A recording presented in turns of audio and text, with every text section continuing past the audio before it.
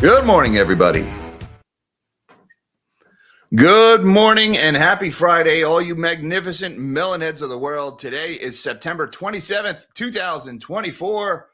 The top story this morning, it broke midday yesterday. Supermicro Computer, ticker SMCI, their stock got halted in trading yesterday. It looks like the Wall Street Journal broke the story that Supermicro Computer is now officially under investigation by the Department of Justice for accounting fraud. And this right here, this be my shocked face. Look, see the surprise, the shock, it's palpable. Anybody could have seen this one coming. I am amazed that this stock hasn't been delisted already. It should be a penny stock. The Hindenburg Research Report, which, by the way, was largely based on research by my friend the Orca Finn over on Substack, was fantastic. It's unbelievable the extent of the fraud going on at Supermicro Computer. It was right there hiding in the financials all along. But the Orca Finn, he actually went and looked at it, and boy, did he find some incredible stuff. So we're going to look at some of that this morning. That stock was down big yesterday on that news when it was halted. Even still, we've got articles, Bain Capital out with a research note saying, oh, we think the AI spending cycle is only just beginning and they're going to spend so much money and everybody's increasing their spend and all these companies are increasing their spend. You know what nobody ever talks about? Who's making money? Who's earning money? Words like profit. Isn't that the whole point of this? I get it. Everybody's spending money on AI. Other than the hardware manufacturers, who's actually making money with it? Anybody? Some of you guys in the back, maybe? No, nobody's making money on it. Also going on this morning, China's bull run is reaching ridiculous proportions. In 4 days, the CSI 300 stock market index in China is up over 15%. In 4 days, 15%. And, well, this is obviously because of the bazooka of stimulus that everybody has been expecting. China is finally trying to print their way out of the housing collapse, something that they've been hesitant to do for years. And I guess now it's finally getting bad enough over there that they've actually done it. And we got a little hint about why yesterday afternoon. China's industrial profits, we finally got that data point, down 17.8% for the month of August. China's got some big consumer demand problems, both globally as the whole world enters a recession, but also more importantly, domestic. As the wealth effect, as people's homes fall in value, they feel less wealthy and they stop buying as much consumer stuff. And you can see it in those China industrial profit numbers from yesterday. But you know what? PBOC, go burr. The People's Bank of China is going to start printing money. And everyone and their brother across the world is scrambling to buy shares of Chinese stocks right now. So much so that the Chinese stock market was all kinds of, the word glitch was used, that people were having trouble getting their orders filled. I guess they're running out of shares. They can't locate the shares. The word halted was thrown around in a few places. I don't think they actually halted the market. I tried to confirm that. But so many people are buying stocks that things are breaking over there. We also got some important news from Japan. A lot going on in Asia this morning. Shigeru Ishiba, I'm sure I'm mispronouncing that. Shigeru Ishiba. He surprised and won the contest for leadership in the Japanese Liberal Democratic Party, the ruling party basically since World War II over there. Now, he won by surprise yesterday. He's a big monetary hawk. He's in favor of further rate hikes by the Bank of Japan. He's also a big defense hawk. Now, he was not expected to win. He was kind of an oddball in that race. And so the Japanese yen is strengthening quite a bit this morning. It had been weakening for a little over a week there. So this guy winning, he's probably going to be the next prime minister there. He's going to continue on the path of rate hikes at the Bank of Japan.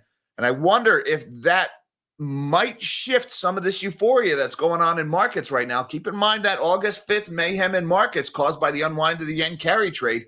Well, now we've got a monetary hawk taking over in Japan. And by the way, a monetary hawk and a defense hawk occupying the same space.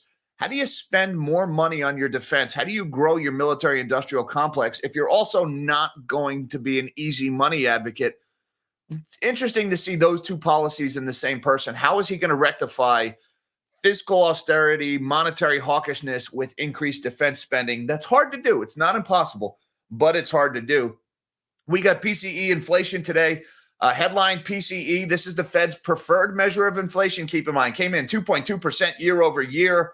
That is down from 2.5%, lower than expected, so a pretty good data point there.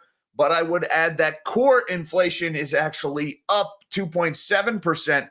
That's up from 2.6% last month and in line with expectations. So we've got headline inflation coming down. That's your food and energy prices. Core inflation, though, is going up. That's everything else in your economy. So not really a big market mover. If you're an inflation hawk or inflation dove, you kind of got something for everybody in that report there. Not really a big news on the inflation front today. And inflation is less important these days. It's all about that labor data these days, more so than inflation, now that the Fed has prematurely declared victory. We got earnings from Costco. They posted a solid earnings beat, little bit of a revenue miss, but the stock is down today despite same-store sales up 5.4%. They were pretty good numbers from Costco, not great. But keep in mind, Costco stock has rallied like 50% year to date. The valuation for a consumer products company trading at more than 50 times or 30 or 50 times earnings, something pretty rich.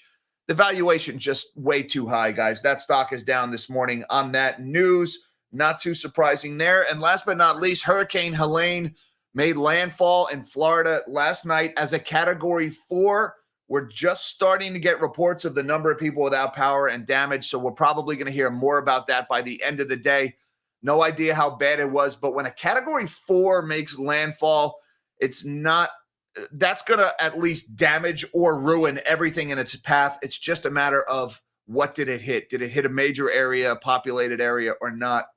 So we'll see what comes out of that one. Also, the leftovers of that storm are going to make their way up the East Coast. Probably not done hearing about flooding from the torrential rains and everything else as it works its way up the coast. Hope everybody is doing all right down in Florida this morning. We got a lot to talk about. Why don't we shrink my big melon of a head and let's see what's happening in the market, shall we? And don't forget that like button. This is when you click that big thumbs up button. And if you're new here, subscribe as well because we do this every morning. So have your coffee with the melon heads as we go through markets. The S&P 500 is up 12 points this morning, about 0.25% higher. Looking all right in stocks here. The Dow is up another 116 points, 0.28% higher in the Dow. A little bit of a bullish reaction at 8:30 when we got that PCE data in the indexes here. So the market did like PCE. Didn't go crazy for it, but we did get a bump of about 100 points in the Dow. And the NASDAQ is up 54 points or 0.27%. Up in the green once again. Stocks making all-time highs once again, day in and day out. Nothing to see here. Move along. Meanwhile, we got a weaker dollar again, down 33 basis points here, 100.2. Looks like that move started right around 8:30, 8:35. So I guess the market saw that PCE data and said, you know what, the Fed's probably going to be more aggressive, or there's nothing in that PCE data that's going to prevent another 50 basis point cut. So the dollar starts moving lower. People are anticipating a more dovish monetary policy based on, I don't want to say good inflation data, but a lack of bad inflation data. Let's put it that way.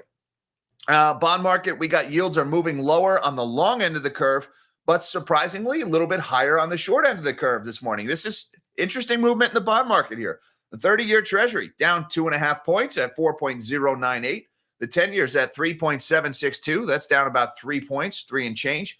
The 2-year yield, 3.598. Dyslexia affects us all. That's down about 2.5 basis points this morning. And the 1 month, look at the 1 month, 4.786, up 6 basis points here. What's going on with the 1 month? We just got a low inflation print. We're seeing the dollar get weaker. We're seeing stocks move higher. The market is saying the Fed's probably going to be more dovish, and yet the 1 month Treasury is moving up on this news. That's curious. All right, so something in the data doesn't quite jive this morning. I wonder if one or the other is going to correct here, but we'll keep an eye on that one. Looking over at the commodities board, we've got gold is taking a breather here. And a small breather, down about $4.50 or 0.17% here. But look at the number, $2,667 for spot gold. Gold is just relentlessly moving higher here, guys. We almost hit 2,700 on December gold futures. Look at this number here. December gold futures, 2,690. Gold is rising like $100 a week at this point. Look, the market is telling us inflation's coming back. Maybe it's the Fed with their oversized rate cut here. Maybe it's the Chinese market going burr and the stimmies and the PBOC. Maybe it's worries about a global recession? I don't know, but people are buying gold hand over fist here. They're also buying silver. That's up again this morning, 17 cents higher or 0.54%. Spot silver, $32.19. I like the shiny. Congratulations to the stackers. We got coppers a little bit lower this morning by a fraction of a percent. Platinum is higher by about 0.5%. Palladium down almost 2%. Crude oil barely moving here, 67.64 for November WTI futures. That's down about 4 cents. Crude oil is also interesting here. We're still seeing oil stuck in the high 60s.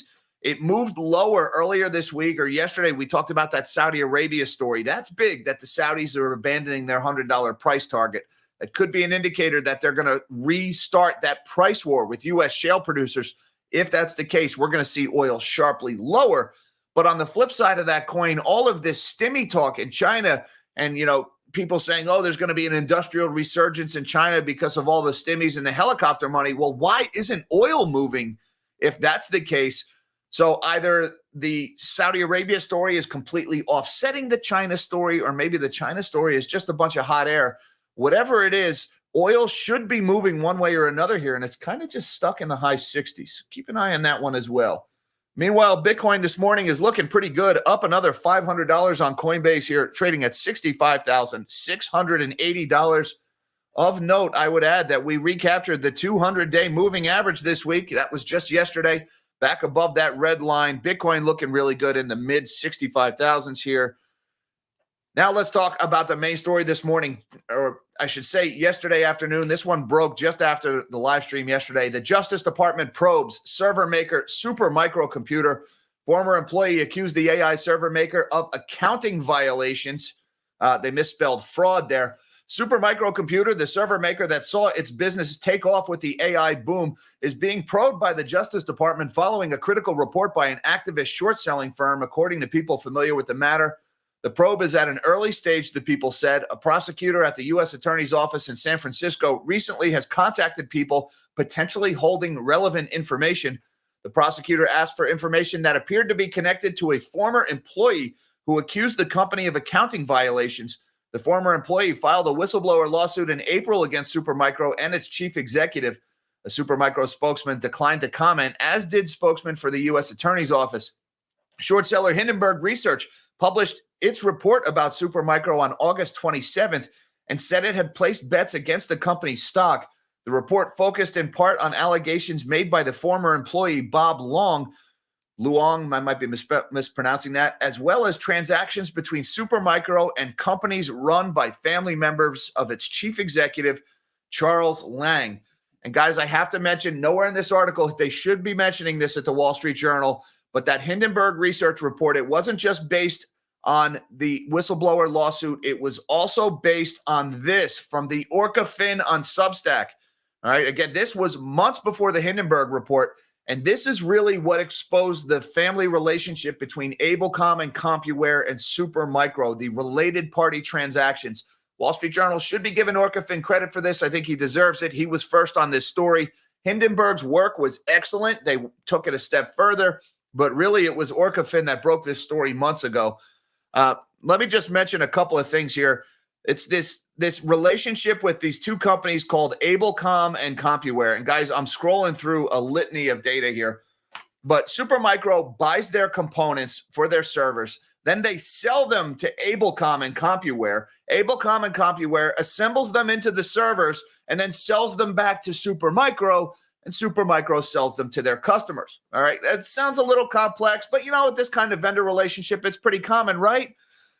Well, not really, because here is what the OrcaFin actually found out when he dug into the financials.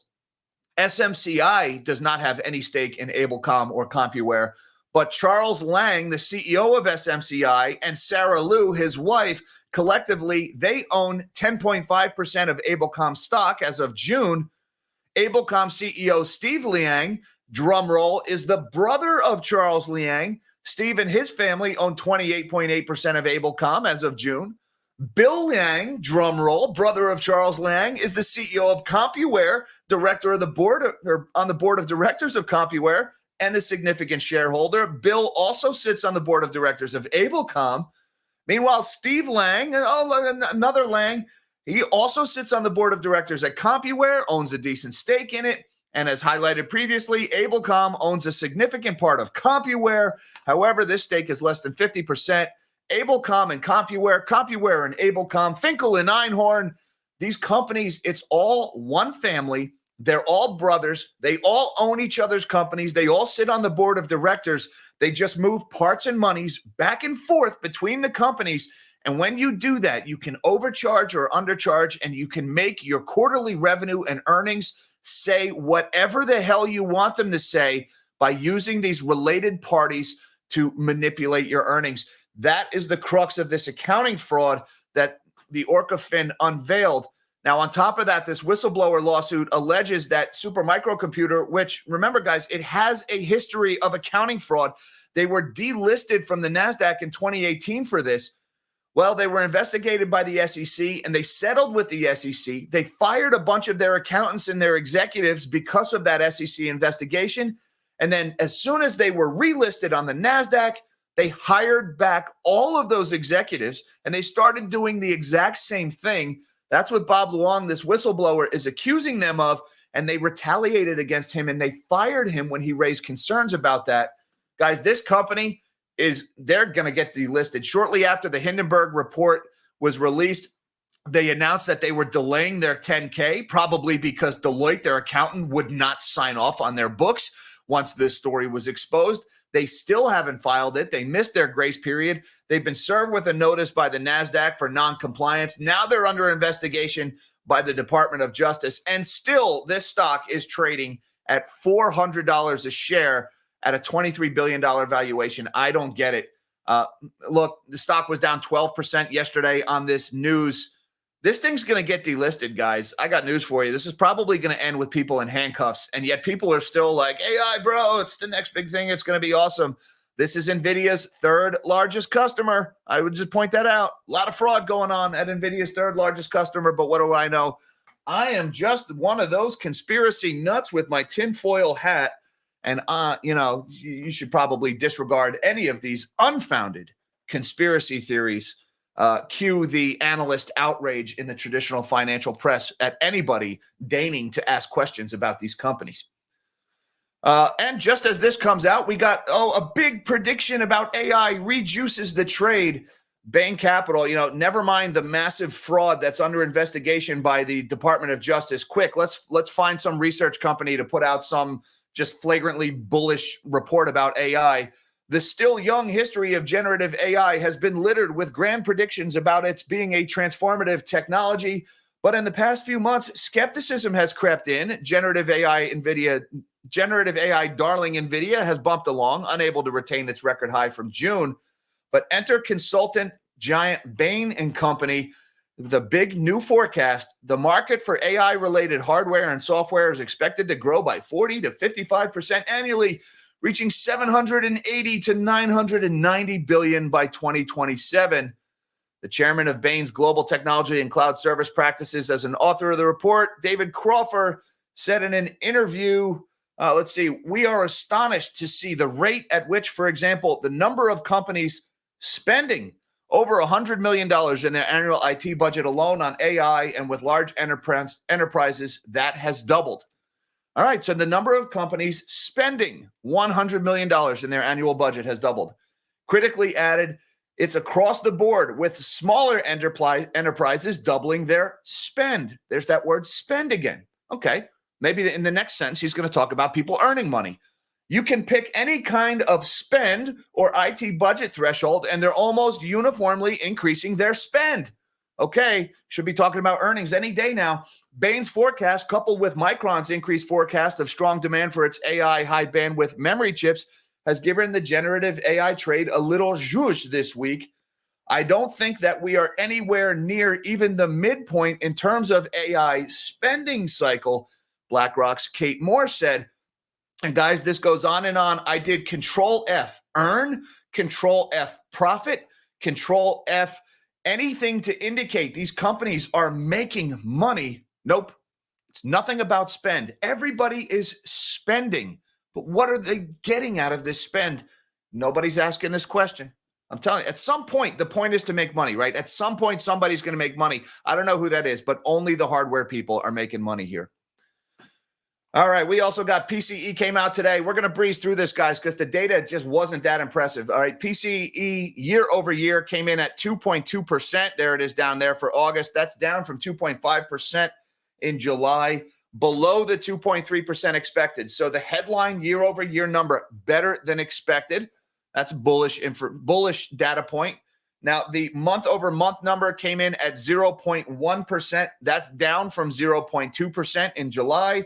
Also in line with expectations, pretty much right where they wanted it to be, the headline month over month number.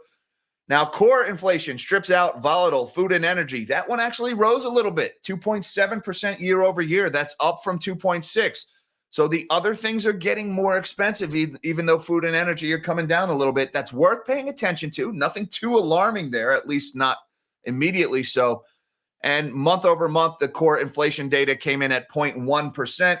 That is down from 0.2% in July and in line with expectations. So PCE was mostly in line with expectations. The headline year over year number was a little lower, but the core year over year number was a little bit higher. Not really a market mover one way or another. Now let's talk about China, guys, because we got this one. Everybody's saying, oh, China finally opened up their stimmy fire hoses, and we found out why yesterday. China's industrial profits suffer biggest slump this year and adds to economic woes. China's industrial profits swung back to a sharp contraction in August for their biggest decline this year, the official data showed on Friday, adding to a recent spate of bleak business readings that point to mounting pressure on the economy. Profits plunged 17.8% in August from a year earlier. That's following a 4.1% increase in July, while earnings rose at a slower 0.5% pace in the first 8 months compared with 3.6% growth from January to July period. So industrial profits took a big sudden drop in the month of August. The slump in August was due to factors such as lack of effective market demand, the greater impact of natural disasters such as high temperatures, heavy rains, and floods in some areas, according to their NBS statistician.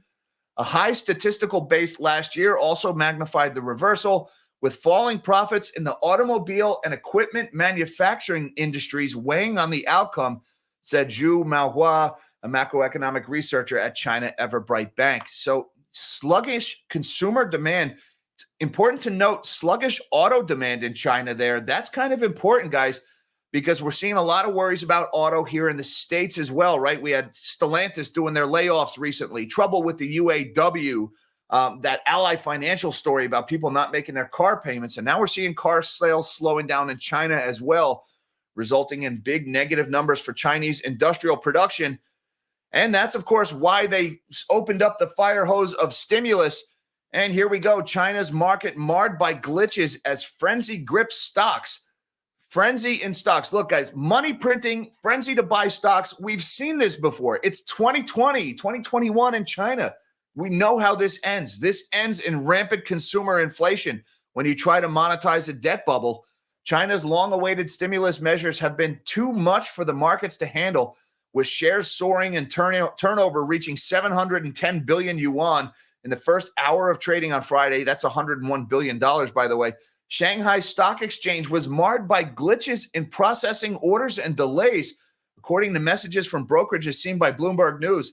The Shanghai Stock Exchange is investigating reasons for delays, it said in a statement. Look, guys, so many people are buying stocks that the orders won't complete, that they're seeing glitches. I saw the word halted used. Look at this chart here. All right. Gee, we're printing money and stock markets go vertical. Do you think this might have negative consequences down the line? I don't know. Maybe we'll ask Venezuela. Maybe we'll ask Argentina. Maybe we'll ask anyone in the U.S. who bought food in the last 2 years. The stock market in China is up 15% in 4 days. That is a massive transfer of wealth from the middle class in China to the ownership class in China. Now, the stock market in China, not nearly as big a deal as it is in the States. Still, guys, stock indexes are not supposed to move 15% in 4 days. This is nuts what's going on over there. But, hey, what do I know? I mean, I'm just a guy who warned about inflation in 2020. I don't pay any attention to me. When everybody else was saying transitory, I was saying the sky is falling, and, well, the sky fell. Meanwhile, in Japan, we got yen bounces back as veteran lawmaker Ishiba wins PM contest. This was pretty unexpected, guys, and this could be a market mover. Not yet, but it could be. Pay attention to this one. The yen regained strength on Friday, bouncing back from earlier losses after Japan's former defense minister Shigeru Ishiba won the leadership contest of the country's ruling Liberal Democratic Party and was set to become its next prime minister. Ishiba is a critic of past monetary stimulus and told Reuters that the central bank was on the right policy track with rate cuts so far. Markets had braced for the victory of hardline nationalist Sanae Takaichi. I don't know if I'm saying this right, guys. Who was a vocal opponent of further interest rate hikes in one of the country's most unpredictable leadership votes in decades. So the monetary dove lost. He was favored to win. He lost. The hawk wins in a surprise victory. Ishiba's victory is a surprise to the market, which seems to have been bracing for Takaichi's victory, analysts at UBS said. The yen rallied broadly, rising sharply against the euro. And pay attention to that yen, guys. That is an important data point. Now, these are daily candles on the USD JPY chart. There's the market reaction to that win there, all right? A red candle, this moving down, that's the yen strengthening as fewer yen make $1. All right, so, the market was way up here bracing for that other guy to win, bracing for the dove to win. And, of course, he lost, and the hawk wins, and the yen immediately strengthens. It goes from about 146 to the dollar all the way down to 143 to the dollar. All right, so a major strengthening of the yen very suddenly over a span of just a few hours. I don't know if this story is going to be enough to restart all of this nonsense that we saw in late September or late August late July, early August. All right, that's what caused the mayhem in stock markets on August 5th. I don't know if we're about to see that again. All I know is the market was expecting the dove to win, and the yen was weakening. And then, of course, the dove lost, the hawk wins, and the yen goes straight down. So keep an eye on Japan, guys. That's going to be a market mover if they reignite fears about the yen carry trade. We also got Costco tops earnings estimates. Why the stock is dropping. This one in Barron's this morning. Costco barreled through earnings estimates, but the stock fell in pre-market trading on Friday as sales fell short of expectations. The wholesale retailer posted earnings of $5.29 a share. That's better than expectations of $5.08 a share. Revenue, however, $79.7 billion was a hair shy of the consensus for $79.9 billion. But same-store sales were actually pretty good, coming in at 5.4% from a year ago, well ahead of the rate of inflation. So Costco's selling, they're moving product there. Estimates were for 5.7% same-store sales, so maybe a little bit of a disappointment in the same-store sales numbers, but still 5.4%. That's a lot better than anything being put up by Walmart or Costco, or not Costco, Walmart or Target or any of the other retailers. But still, Costco stock down 2% here after the opening bell, trading at $882. That's down about $19. But look at this year-to-date chart. All right, so yeah, Costco's down today, but it started the year at $650. So it was up almost 50% to begin with here. Look at the valuation. This is trading at 54 times earnings. All right, guys, it's a retail stock. This isn't a tech stock, guys. It shouldn't be trading at 54 times earnings. This belongs down in the 20s, maybe. So Costco was just a victim of its own success here. They were overvalued to begin with. Numbers were okay, not great. Stock selling off a little bit. Also going on today, guys, Hurricane Helene rips through Florida with 140 miles an hour winds. Yikes, that is rip the roof off your house kind of wind there, and flash floods. We're not going to get too far into this, guys. We still don't know how big the damage is, but, the sun just came up a few hours ago, and now they're starting to assess it. But with 140 mile an hour winds, there's going to be some damage, some carnage here. It's just a matter of where did it hit and how bad was it. So all you guys in Florida, I hope you're doing okay. I hope you rode through the storm safely, and best of luck to everybody. We'll have more to say about that in the days ahead once we get more information. And I just want to say thank you so much to my man, Steve Woitis, who says, like climate change, AI is the perfect ruse because the majority understand very little about it. Well, I said the CC work. I think we're supposed to say something else because every time you mention that phrase, you end up with the context attached to your stream. So I'm not going to mutter that again. But look, I do think AI is a little bit of a ruse. There is some exciting technology that is advancing rapidly, and it can do cool things. Like I use AI sometimes, like, hey, help me put some titles together or things like that. Try to put buzzwords in there. But I use it as a productivity tool. I don't rely on it. I double check everything it tells me. It points me in the right direction, and then I verify. So it's still a time-consuming tool, even though it can save you some time elsewhere. But like the idea that like we're going to lay off all the programmers tomorrow, it's not grounded in reality. My friend Carl over at Internet of Bugs has some great stuff about the limitations of AI. I highly recommend that channel. He's a really smart guy. Did a couple of videos with him. So I agree. Most people don't understand. And I can tell you that people are just out there. They are selling hype like crazy. There was a pretty funny story about Sam Altman went to Taiwan Semiconductor and was saying, like, we need to build 40 semiconductor manufacturers fabs around the world. And the Taiwan Semiconductor executives basically laughed at him and called him a podcast bro. So they're salesmen, guys. They're mostly salesmen. All right. It's neat, but it is not yet world-changing technology. Not yet. And I don't think that yet is going to go away before these stocks come back to earth. Thank you very much, Steve Woitis. Appreciate the super chat and the support of the channel, as well as M&J. Thank you very much, M&J, our very own Blue Wrench. She says, thank you to all the new subscribers. If you haven't subbed yet, please hit that button and ring that bell. Well, thank you so much, M&J. I agree with the message, and I appreciate the support of the channel. Welcome to the new people, by the way, who came over from Real Estate Mindset yesterday. Appreciate you guys joining the channel. Welcome to the Melonheads. Thanks again, M&J. And thanks, Hunt and Cover, for being a Melonhead member who says, love the fall colors.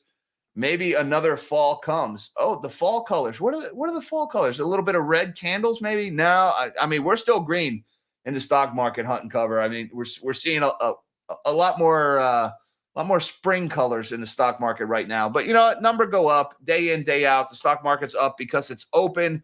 China stimmy's flooding the market. People are buying stock faster than they can find stock to sell to them. I'm sure that all ends very well for the average Chinese consumer. It's not like rampant speculation in stocks taking stock markets vertical has ever resulted in consumer inflation, like, I don't know, hypothetically, here in the United States in 2022, right? Nah, that doesn't happen. Thank you so much, Hunt and Cover. Appreciate the super chat, sir. And my man, Mish. Thank you so much, Mish.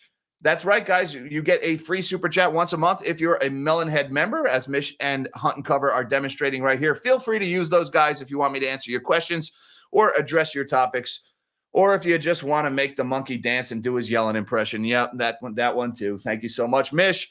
And P-Nice is also a member for a month. He says, throw some stimmy to that like button. Yes, please stimulate that like button and hit that transitory subscribe button while you're at it. Excellent sentiment there, Mr. P-Nice. Thank you, sir. And Learcy, you know him. He says, go gold. Time for silver to play catch up. Let's see. What is gold doing? It was down when we went through commodities, but I get the feeling, let's see, is gold, it's still down, but down a little less, down $3, 26.68 for gold. Silver's looking pretty nice here at 18. Guys, metals is telling us inflation's probably going to make a comeback. We've got a lot of very dovish central bank activity in the world's two biggest economies. Japan's a little bit of an outlier, though. That could be very dovish. It could be 2020 all over again here. Thank you so much, Learcy. Appreciate the super chat or the Melonhead membership. And Van E says round tripping will be the scapegoat for the downturn. No, I don't think they'll be the scapegoat for the downturn. I do think it will be one of the major causes for the downturn, Van E. But I don't think the round tripping will be blamed at least not in the press, because the press ignored it. The press, they all saw it happen. All right. At least the producers, the people the brains in the press, forget the idiots in the makeup that are on the air. They're a bunch of puppets like Andrew Ross Sorkin's little Pinocchio that he is. But no, the people in the press, the people who are really doing the research, they know round tripping is rampant in AI. They can all see it. They're not stupid. They all lived through the dot-com bubble. They know what it is. They're pretending it's not happening. They're not just pretending it's not happening. They're telling you to ignore the people who are calling it out. So they're actually doing anti-journalism, saying don't look at the truth, just buy the stocks. Because the people who advertise on their channel, the people who hold and yank on their Pinocchio puppet strings, want people to keep endlessly piling into these stocks because they're making money off of it. So I don't think round tripping will get blamed, Vanny, but I do think it will be one of the causes. But it's hard to blame round tripping when you're media outlet has been denying it's been happening the whole freaking time. And pay attention to Supermicro, man. I'm telling you, that fraud, that's NVIDIA's third biggest customer. I'm very surprised that is not moving the semiconductor markets right now, when one of the poster children for this AI mania is down 12% and halted under DOJ probe. And yet, oh no, Bain Capital came out with this thing about everybody spending. Nobody's earning. Yeah, number go up. Well, it's a nutty market, guys. We've seen this before. I just want to say thanks again, Van E, for the super chat. Thank you, everybody, for supporting the channel. I appreciate that very much. And thank you to all of you for having your coffee with the Melonheads this morning. Also, shout out to my Patreon supporters and magnanimous Melonheads on YouTube. You guys are awesome. Thank you so much for supporting the channel. Links down below to all that stuff, should you feel so inclined. Shout out to the OrcaFin once again for his fantastic research on SMCI. Hi, Mom. Hi, Dad. I love you guys. Everyone, till next time, live small and dream big.